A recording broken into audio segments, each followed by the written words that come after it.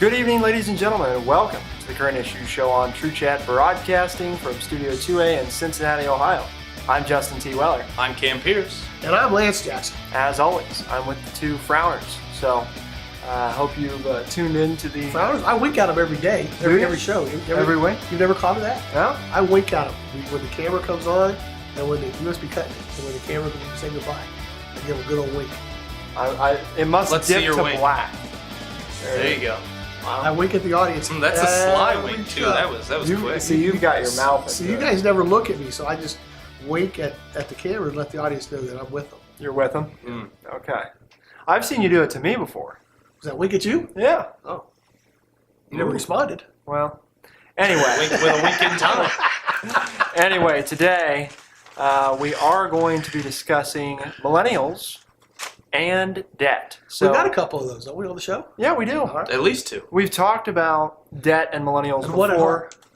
and one at heart. Oh, a little at heart. There you go. And the idea that they aren't financially responsible, which may or may not have been presented by the former Scott Wood, aka Lance Jackson, in front of you right here. So we're going to examine that today. Probably not going to be too long of a show, but before we get underway, I did want to take this opportunity, before we get started, to disclose that I will indeed be working for the Hillary Clinton campaign as a field organizer, which will start next week. So you can still expect to see me on the air. The Ethics Committee is still going to be monitoring what we do. And as far as you're concerned, the show won't change at all, because I'm still going to be me. Working for the campaign does not change that I have chosen to vote for Hillary Clinton, and that I still oppose Donald Trump, and that I'm still a registered Republican, and I'm still the host of the Current Issue Show, and I still work for True Chat. So we just added something. Yeah. I think you got it all. I think we got it all. Covered it. So Decision was made. if at any point I was sitting here on the edge of my chair waiting for the decision. You're actually on the back of your chair. If at any point any of you feel that there is an ethical concern with this show in relation to me working for the campaign or otherwise, please email ethics@truechat.org. They take all ethical concerns very seriously. They actually do. As Camden would well know. I would know. The first and only one. As you heard my first and only apology one. on the show, did you upload that Friday? Yes. Yeah. See. I believe that was the Listen to Friday the Current episode. Issue Show on Friday if you want to hear apologies from Cam Pierce. And listen to the Current Issue Well, Show the Friday before that if you want to hear profanities on You're air. right. Camden Yeah. Pierce. Yeah. That's true. Fridays are your day, apparently. Fridays are my day. It's the end of the week, baby. They're the Cam Pierce It's day. getting loose. Yeah. Getting loose. So do we have to read a disclaimer? You said to remind you. Do we have to read a disclaimer because Camden's on the show? I don't know. No, that's man. a That might be different- bad language. We have to read a disclaimer. We have to 'cause read the disclaimer on Camden True curses, and I'm a Hillary supporter, On the True and Chat show. so we're just all the bias, I'm the only one that's real. all the unethical. Yeah. And you're the only one that didn't I get mean, an award. profanities don't mean You didn't get an award this last week. All right. So I know anyway, you guys get the awards and I didn't get one. and you're the only one apparently that's ethical. Uh, Yeah. I don't know how that works, but whatever. Anyway, Scott Wood's getting It's rough, ripped brother. out of it. Poor It's Lance. really it's rough. the way I get treated around here. So millennials, debt. Scott's got some important stats for us that I he's do. gonna Stats. fly through here. Okay, stats. We are on page 1 of the New York Times. Section A, bottom of the fold. Loaded with debt, young Americans avoid taking on more. Got a nice picture here. Somebody using cash. Okay. This is what they do when they get me in charge. He's preparing for his new gig, man. Telling people what page they're on, where That's right. they're at. So. Well, if you guys watched over the summer, we had a show. But it says here, kids these days, they just aren't pulling out the plastic like they did in the past. Data from the Federal Reserve indicates that the percentage of Americans under 35 who hold credit card debt has fallen to its lowest level since 1989, when the Fed began collecting data in a standardized way, according to an analysis by the New York Times. What's interesting about that, though, they don't tell you till the end of the article, is on B2, not only do you have to That's upside down. switch, I can get there, I've got to fold it first. Do I tell you how to host when you host? Well, yeah. No, yeah, usually you're right. It said here, one of the famous bracketed highlights that we call these, that their debt, the average American under 35 now has $17,200 of student debt, 182% more than Americans of the same age had in 1995, the Fed data shows. So they don't tell you that till the end of the article. So as yours truly started reading the article, I'm like, hey, these guys are getting smart. They're going to quit taking on debt. But no, the reason they don't have any credit card debt is because they're almost $20,000 in debt for their schooling. Now, what's interesting, though, is they're not paying with cash. Where did I read that here? They're paying with debit cards. Here it is. I want to read it. You're welcome. Thank you. It says, but it is clear to economists who study payment patterns that millennials are gravitating toward payment methods that skirt both cash and credit. Why carry cash when you can whip out a debit card? It's a big debit card. For the smallest transaction, a sandwich or a bottle of soda, or use an app. So you didn't talk about the apps. That's why I had to find it. Like Venmo or an online payment service like PayPal. All of those typically draw funds directly from the bank account. What, you want me to read this too? Yeah. Okay. He branded it something else. I thought that was good, but he said this. Only 37% of American households headed by someone aged 35 and under held credit card debt in 2013. The most recent year for which data from the Survey of Consumer Finances is available, down by nearly a quarter from immediately before the financial crisis. The statistic may undercut young cardholders to some extent, as it excludes people under 35 who live with their parents. Wow. Okay, sorry, that one got me, folks. People under 35. 25, maybe. 30, 35 living with mom and dad. You guys are accomplishing a lot, but I'm glad you're watching. We can definitively say that Justin nor Cam live with their parents. Then again, we have already established that we are not your average millennials. So it's true. Well, that's the dream. But we got that one out of the way. Not living with mom and dad. So I want to throw something out there. Throw out today, Miss Lehman, who is a founder of a financial literacy site for millennials, Learn Lux. Learn capital L, Lux capital L, all one word. She is a reluctant holder of a Discover card, but go to Learn Lux, a financial literacy site for millennials only. I like that. Her first credit card purchase, a wallet. Okay. Interesting. There you go. I've read what you wanted me to read, plus the few things I want to throw in there. Right. So is it back to you, or am I still hosted? Nice toss. Thank you. That was a good toss. He had to recover from I got no table. glasses throw. Yeah, so I got no table. No table. I want to say, I think on this one, that you have an interesting dynamic because while there's the obvious observation about less credit card debt, or in many cases none at all, there's the observation about increasing student loan debt, which is perhaps why they don't have as much credit card debt. However, and one of the things that the article gets to that Camden and I were discussing earlier, there's a lot of bad repercussions to this, as well as pros to this for the economy, in part because not having established credit is going to mean that these millennials are going to have a harder time purchasing a house, which in turn means that, again, because they don't have credit cards and they're not going to have a house, one, they don't need the appliances for the house that are larger item, like washer, dryer, fridge, stove, that type of stuff. But two, even if they had the house, they still wouldn't have the credit card to purchase them. And therefore, this perpetuates the whole idea that since it's going to be difficult for them to get houses in the first place or make large purchases like appliances, they're going to continue to live in apartment-type housing, which is going to drive down the housing market, drive down the appliances market, and drive down all of your, home improvement store markets. But it's going to increase inner city commerce, and you're going to have the money that they're saving on their housing and less long-term investments mean that more people are going to move around more frequently. So you're probably going to have a more diverse population as well, better educated, better informed about the world. So I don't know, some interesting trade-offs. The question is it good or bad, or is it just this is a different generation and that's what's happening? And today we're going to start with Cam the man. Well, thanks for that. That was a lot harder than yours. We always start with Cam. It was. We always start with me. If you touch Camden, expect to be touched back twice as hard. I'm very sorry. I really didn't mean it. I just I went with the joke, and I wanted to make sure I was making a noise.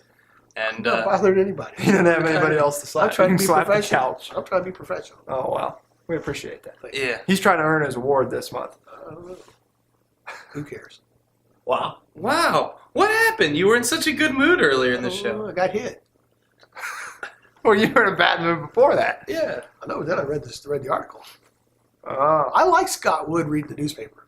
That was a fun show. I do too. Yeah. That was mostly me and you on that It show. was.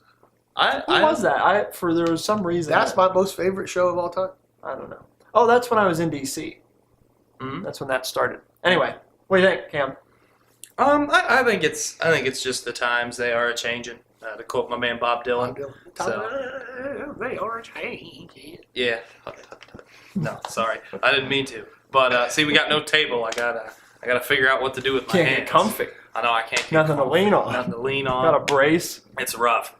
But yeah, I think you've got just millennial people in general wanting to see the world. They don't necessarily want to have a career for 30 some odd years and then retire off to somewhere warm. They want to get to those places before they get to the ripe old age of whenever you retire from whatever career that you would pick. So I just think it's a change in philosophy, and yes, I think the college debt has a lot to do with it. But you can't really go to any university unless you've got a ton of funds saved up and not come out with at least some debt. I know there are some 4-year schools where you can go community college and save that money, work full time, but you've still got to go to some 4-year university most of the time if you want to get a 4-year degree, and you're probably going to pick up some debt there because you just can't work enough and go to school to pay off that money. Scott, Lance, the Yeah. man. What? What's the question? You think this is so? Sometimes you ask him a Sum up, different right? question. So sum up yours for me as good, bad, or just this is the way this generation is going to work, and it's That's- not. It's yeah. kind of indifferent. I think it's indifferent. You think it will change the economy? I think it will change the way the economy works. Yes, 100%? Oh yeah, 100%. 100%. There We're it is. already Okay, seeing we got people moving to the coast, moving to big cities, and and so you've seen a lot more of that recently, and I think that trend will only continue. Gotcha. I think you're seeing. So I don't have a question yet. Right. So your That's question is, Yeah. do you think this is a good or bad thing, or is it just a sign of the times, and the economy will adjust accordingly? I think it's a great thing. Great thing. It's a great thing. Anytime people take on their own spending habits and try to eliminate debt the best they can, I think that's a good thing for the economy and for the country. And I know people are going to say, but you got to go into debt. Well, you don't have to, and they're going to make money and they're going to go different places with that money. So you're going to see a shift towards maybe instead of buying major appliances, they're going to buy more airline tickets, or they're going to buy more cars so they can travel, or for whatever reason, the money still will be spent. And the other side is we're talking about jobs. I've talked to many millennials who say we don't want to work 16-hour days anymore to get where mom and dad were, which was basically a house with a 2-car garage in the suburbs and dad having a heart attack at 60. I don't want to do that. So they want to live in smaller places, or they're willing to live in an apartment, not live, quote, in the big, huge 2,000 square feet, 3,000 square feet houses with 3 bathrooms. But, oh, you fixed my tie? Yeah. Okay. Oh well, You like the orange? it's stuck. Yeah, it's a nice one. It's just it was underneath your sweater. The vest missus there. picked that out. Oh, gotcha. There you go. I was going to go tieless today. She wanted the tie. Yeah. So, It's a nice tie. thanks to the Yeah. missus. I wish Cam would wear a tie. But, I always thought he did well with tie. What? Let them live. He needs to get some. But I think it's a good thing. You talk about not buying. Well, they still have to do their laundry. So whether you get apartments that now are going to install washer and dryers where you can bring your own in, or the apartment complex, they're still going to have them in the living arrangements, of which there are both. My daughters have done both. Lived in apartments where the washer and dryer was provided, or lived somewhere where there was a washer dryer hookup, and you could buy one if you wanted to, and then take it with you. So they're going to have to do their laundry somewhere, and so they are going to, maybe there's a new side business there. You'll see more of those kind of things grow. So the money's going to go somewhere in the economy, and it's better to pay for it than to continue to go into a debt to a possibility. And that's what these millennials were saying too. They remembered back in 07 or 08 or 2010 where their father's business or their grandpa's business went bankrupt because of a bad line of credit that they couldn't cover. And so they said, we don't want to get in that position. Right. So, and I think that's good for the economy if you don't see all the bankruptcies that are going on, that people can handle and buy what they're spending. Obviously, it's an adjustment for everybody, but that's not such a bad thing, to adjust to being able to pay on your bills, and to take debt on as you can afford it. Because not all debt, even Scott Wood would say, not all debt is bad debt. Bad debt is when you can't make your monthly bills Well, you can't handle it. off your work, right? So I think the other interesting thing that I just read a day or two ago was kind of going off of exactly what you said, which is what we've seen in the past number of years is that retailers are suffering, but service-based spending is up. So anything that is not a physical product, but all of your online services, Netflix being a perfect example, Amazon Prime, those types of services are up. So again, the money is shifting.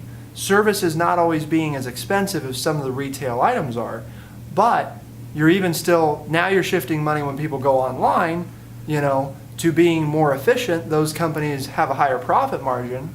So even though it's less money, proportionally it ends up being the same as well. And they're coming back to what I've always said is I'm willing to pay for service. Right. You walk in and you get it 3 cents cheaper over here, or I'm so old. I remember the days when everybody pumped the gas for you, Right. and it was still cheaper than it is today, even with inflation figured in and everything else, because people expected service.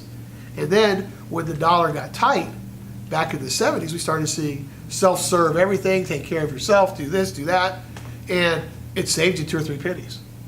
So I'm of a mantra now where I'm willing to pay extra to get service, because there's so few ways that you can get service these days. And like you said, as a millennial now, you can go online, order what you want, have it shipped to your house Same day. the next day. If you live in a major Which is a metropolitan service, area, yeah. it's 2 hours later. Yeah. It's there. I mean, if you live in a metropolitan market that can do that. Right. Like Cincinnati. Yeah. And so, I mean, it's like you're spending money. You're spending money on service. And I, for one, think that's a good thing. Mm-hmm. I would like to see service, because then I believe there's more of a cohesive society if people are paying for service, and Gotcha. people expect service. We- If all I expect is the cheapest price, I'm all about me. And service, just to respond very quickly, and service in the way that you are describing it, with people being able to do things for you in same-day delivery with Amazon, creates more jobs. Not the manufacturing jobs that Right. we've lost, but that's another boost to the economy that isn't even talked about, just from not taking debt out, not spending money on products. You're spending more money on services that have to be done in your neck of the woods. Well, I know that you guys in TrueChat do online banking, Right. but I still go to a small bank in a smaller town than where we live, because when I walk in, the tellers know who I am. Right. They have half of my business taken care of before I even get to the window, because they know what I'm pretty much going to do. Right. To me, that's service, and I don't get charged extra for it. The I'm other- sure I do, in that I don't make 2/10 more on my savings account, Right. but I would rather have the service. The service. When I need something, I call up. With a phone call, I can get a line of credit. And the jobs that Camden are referring to that are made are also the type of jobs that you referred to that millennials want, which are the type of jobs that give them the flexibility to do more of what they want and to not have to work physically as long hours as previously. And because they have the flexibility they want, they get to do exactly what we talked about, which is travel more. They're not always locked in to set schedules with work, which is a benefit of not just traveling, but getting to go out and do things and be more involved in the community. So it is a perpetuating thing where you can look at something as little as them taking on less credit card debt, and you expand it to something as massive as we've talked about, where it becomes a whole driver behind an economy and the reasons behind this. But we are out of time for today. So as always, ladies and Very gentlemen. quickly, got throw something in, because I had Okay. a Real 3-hour lunch with 2 millennials this weekend. Okay, and they were okay with it. But I think where we have a problem, this is why I have a problem with the no debt for going to college, is that so many millennials today don't want to work as many hours. They want to have more free time, but they want to live the same way as their parents want to live. Now, the 2 millennials I were talking to, they understood the difference. They were willing to live a lesser lifestyle because they were going to have some freedom to move and go and travel. And that's fine. But I think too many millennials today want free this, free that, free this, and they're only working 20 hours a week so that they can have the same standard of living as their parents. but not have to work for it. So that's just, there you go. I know that opens up a whole other can of worms. And on that note, Call ladies and Scott Wood. We'll gentlemen- talk about it, okay? I'm all for everybody working less, but don't expect to have what I have. Right. True that. As always, thank you very much for tuning in to the Current Issues Show for True Chat, broadcasting from Studio 2A in Cincinnati, Ohio. I'm Justin T. Welling. I'm Cam Pierce. And I'm Lance Jackson. As always, we do appreciate you tuning in, which we tell you twice at the end of every show. We'll see you next time on the Current Issues Show. Be the change.